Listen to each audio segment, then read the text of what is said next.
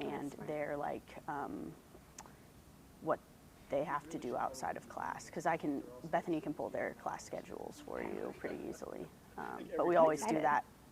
We usually wait until like the first week or like right before, because people are changing their classes around last minute. We ready? All right, are you ready? Yep. Here we go. Okay. All right, we are recording. We will follow you. You can ignore us. Okay. You are here and see they left. Everybody watching. All right, well, I'll introduce myself. I'm Kate. I'm a first-year Master's of Industrial Organizational Psychology student, and today I'm having a couple conversations with two of our graduating master students. So we could say you are seasoned in the world of IO psychology. Yes. So Kenzie, how do you determine cut that. So IO psychology can be a little underrepresented in the business world, and explaining it can be sometimes difficult. So how do you determine if a company is familiar with IO psychology? Yeah, so it kind of depends. I would say a lot of times the like bigger corporations are typically familiar with IO psychology. Sometimes your smaller organizations aren't, but I mean, I'm upfront about it. Like, I'll just be like, hi, my name's Kenzie. I'm getting a master's in industrial organizational psychology, and typically you'll either get, oh yeah, or what is that? Yeah. Those are usually the two responses, and so then I kind of go from there on whether or not I need to explain it in a little more detail or not. Yeah. Have you found a best way to describe what IO psychology is? So typically I'll kind of just give like my nutshell definition, and so normally for people who aren't familiar with it, I kind of just describe it as workplace psychology, Right. at its most root or at its core, but then I kind of expand and talk a little bit about like our coursework and stuff. I feel like that's a really good way to explain it if you just talk about the different courses that we have to take, because those are kind of your different branches of IO. So you can talk about training and development are kind of parts of it, or performance appraisal, job analysis, even the statistical analysis and that end of it, or you can look at workers' motivation and that kind of stuff. So sometimes just using the coursework can be a helpful way to kind of talk about what IO psychology can offer, what you can do with it for a company. Definitely. And have you, for yourself, found different parts that have been more relevant to certain companies or to what you want to do in the future? So, I'm most interested in the training and development field. So when I was going to the career fair, or when I've been job searching, that's what I've been looking for a little bit more. But I do think that the larger companies, you can find more opportunities under like the HR umbrella for IO. So you could do HR generalist or specialist, but there are also like training opportunities or statistical analysis type things if you're looking for that.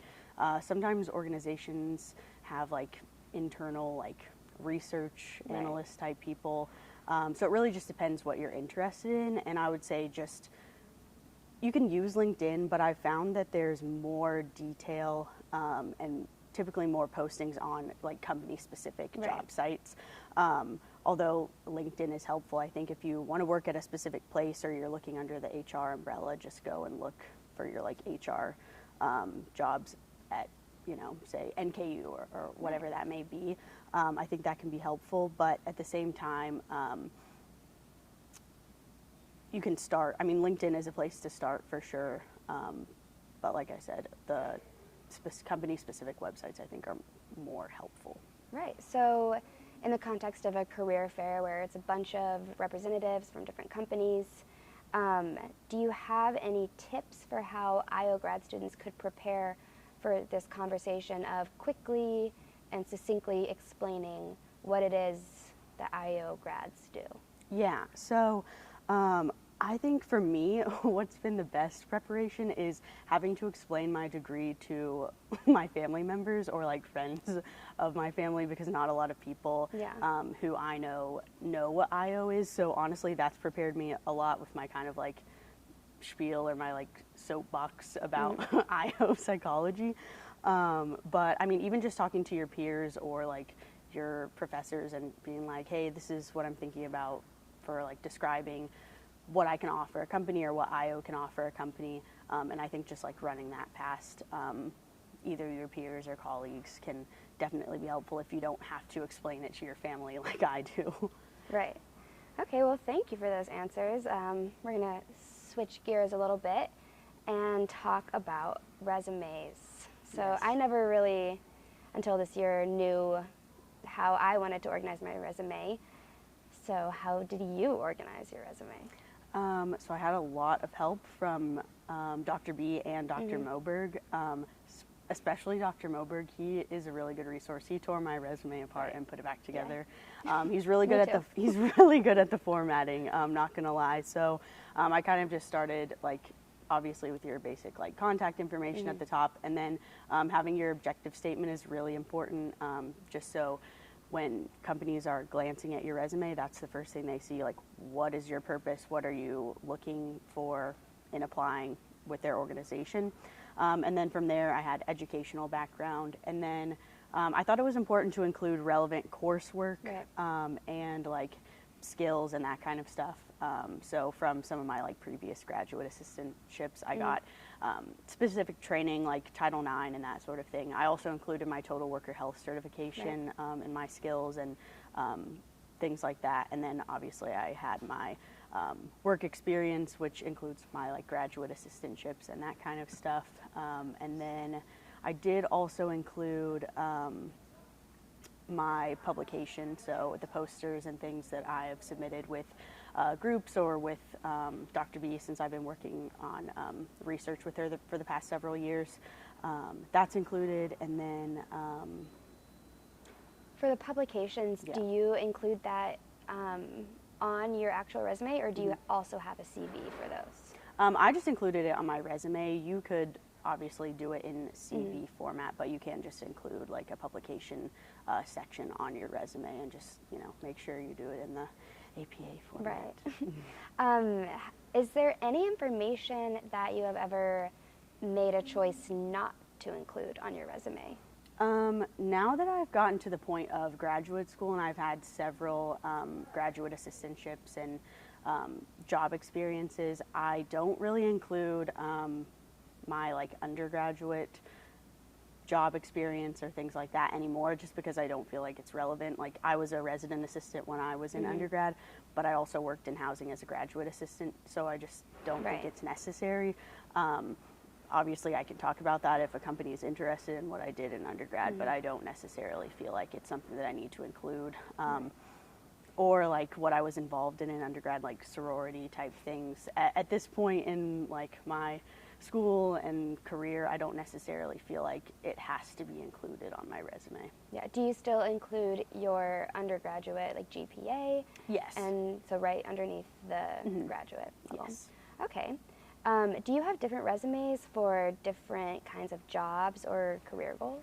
So I did kind of have like a master resume, I guess you would say, and so you can kind of like pick and choose. I know some people will say to do that, and you can tailor like a new resume that's job specific. Mine are looking pretty similar right now, just with the experience that I have and things like that. But I do have one that's more tailored toward like research and like statistical.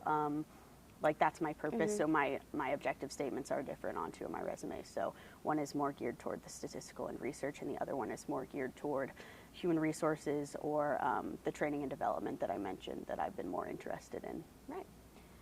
Okay, well, we're going to switch gears again here. We're going to talk about our career fair, which is a very important resource. So you recently went to the career fair. Did you have any specific goals? Get a job. Right.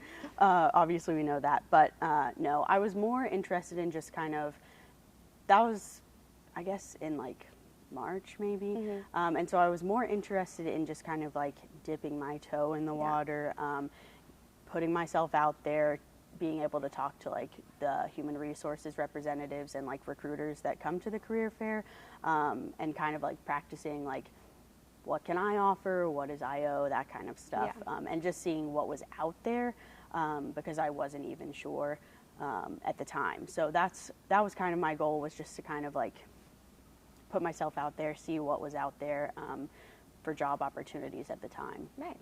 So when you were there, was it kind of like a business casual sort of event? Is that what people were? I would say like businessy or like business casual is probably what I would recommend for the career fair. Do you recommend anything to do for preparation? Definitely make sure that your resume is organized and ready to go, because half of the time there are a lot of students that come in and out, grad students, undergrad students, and so sometimes you have a very quick interaction and it's just kind of handing over your resume and just having a quick conversation. So just making sure that your resume is organized, ready to go, and it is memorable and looks good, because the recruiters will probably have a stack of them and they'll be looking through and they want to see who's worth it and who's not. So that's definitely going to be important. And then kind of like we talked about, practicing your like IO spiel for the recruiters or the people who aren't familiar. What can you offer them as an IO graduate student? What skills do you have coming out of the program, and that kind of stuff? Yeah. So definitely print out a bunch of resume copies. Yes. When you were there, did you have a plan on which companies you wanted to hit? I know you said you just were kind of dipping your toes in the water, but yes. did you have? So what's really nice about the career fair is, one, they have a printout like guide of all the companies that are there, but there's also an app. So I used both. I went in the app and kind of like flagged the companies that were either looking for like HR or more like IO specific jobs. So HR, recruiting, I think there was a couple either training interns or like recruiting intern type things. So I didn't count those out either, although some of them do require you to still be a student. So that kind of counts you out if you're graduating in May. But I kind of just flagged those first, and then I got there. I think I got there like almost right when it started, because I was like, this might take a while and I want to have all the time that I need to go around to these companies. So the ones that I flagged as being like very IO relevant or like IO specific, I went there first. And then I kind of took my time to go back and look at some of the larger companies. So like Great American Insurance was there, or I think Cincinnati Financial and that kind of stuff.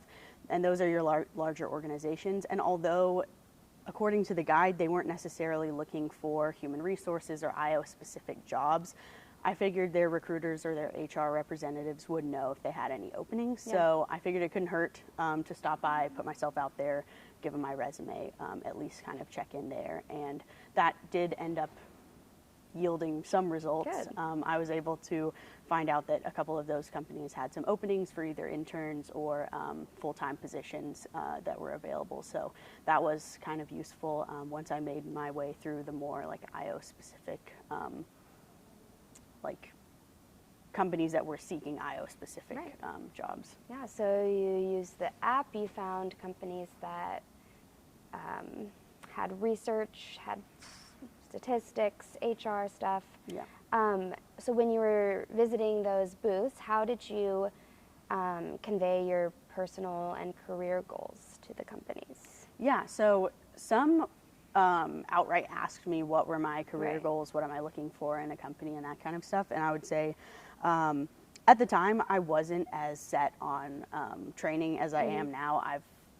I'd kind of gone back and forth with that, and I was like, oh, I'm graduating, I don't know what I want to do for a job, that kind of stuff. So for some of them I was honest, and I was like, I may just be looking to kind of get into the human resources field coming right out of graduate school. I do have relevant experience. Talk about those transferable skills from my graduate assistantships. I have done training before, I've done onboarding and offboarding and that kind of stuff. So just make sure that you're really selling yourself. And, you know, when it comes to the goals, if you're not sure, that's okay. Just, you know, say that you're coming right out of your master's program and you're looking to, you know, start your career in a related field. And a lot of them are, you know, pretty open and understanding about that. Absolutely. And finally, did you follow up with companies afterwards? And if you did, or plan to, would you recommend sending emails or letters? So I did follow up with some companies just because they asked. Yeah. They give out a lot of business cards and things like that.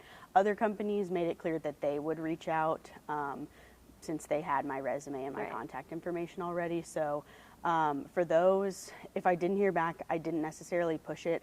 I don't think that you couldn't reach out still. It's, still kind of putting yourself out there. But I would say that of the ones that I got their contact information, I either called the specific person whose information or like business card that I got, or sent an email. I would say email typically is the best mode of contact for most of these places. Or if they give you a phone number, I am of the thinking that like phone, I don't know, maybe It's I'm direct. maybe I'm direct. old-fashioned. I don't know. But yeah, I feel like a call is like simple and direct, and you can kind of get what you need quickly, or at least you can leave a voicemail and they know that There you you go.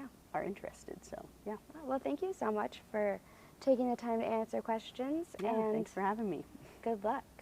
Thanks. Okay, that one's done. Whew. Oh my gosh. Hopefully that was okay.